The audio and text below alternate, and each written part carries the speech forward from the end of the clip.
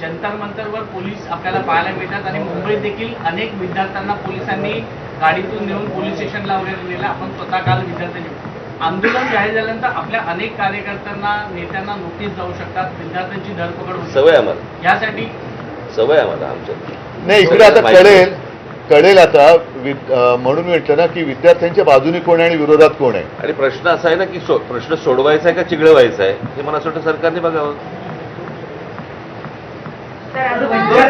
वंचितनी महाराष्ट्र आणि देशबंदची हाक दिली आहे. 26 तारखेला तुम्ही आता मोर्चा काढणार आहात.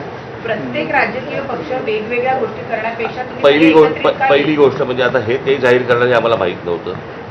त्यांनी स्वतंत्रपणे जाहीर केलं ही गोष्ट बरोबर आहे. आम्ही देखील जे काही ज्याला मोर्चा म्हणा किंवा काही म्हणा या सगळ्या गोष्टी करताना तिथे आमचे राजकीय पक्षाचे झेंडे नसणार.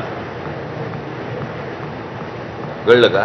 तिथे जर कुठचे झेंडे असतील तर ते फक्त तिरंगे असतील, देशाचा झेंडा असेल. बाकी कुठचेही राजकीय पक्षाचे झेंडे त्या सगळ्या अख्यामध्ये कुठेही नसणार.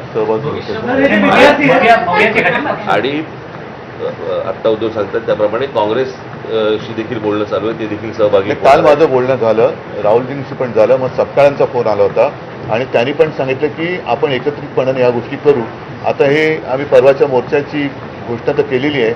आता त्यांना सुद्धा आम्ही सांगतोय सगळ्यांनीच, अगदी पवार साहेबांना असेल आणि भारतीय जनता पक्षातल्यांना सुद्धा जे विद्यार्थ्यांचे खरे पालक आहेत, ज्यांना विद्यार्थ्यांबद्दल तरुणांबद्दल चिंता आहे आणि असे अनेक भाजपचे लोक आहेत की त्यांना आता असं वाटतं की आपण भाजपचे समर्थक राहून गुन्हा केला, ते सगळेजण या मोर्चात सहभागी होऊ शकतात. आणि मला असं वाटतं एकच मिनिटं, आणि मला असं वाटतं विद्यार्थ्यांबरोबर आवाहन करीन की पालकांनी देखील याच्यामध्ये सामील व्हावं. फोन केलं, फोनवर बोललो. नाही. एक तर काय झालं, मी तिकडे रात्री पोहोचलो त्यावेळेला त्यांचं आंदोलन नुकतंच संपलं होतं आणि त्यांना मला वाटतं ते कुठलं छत्रसाल स्टेडियम तिकडे नेलं होतं.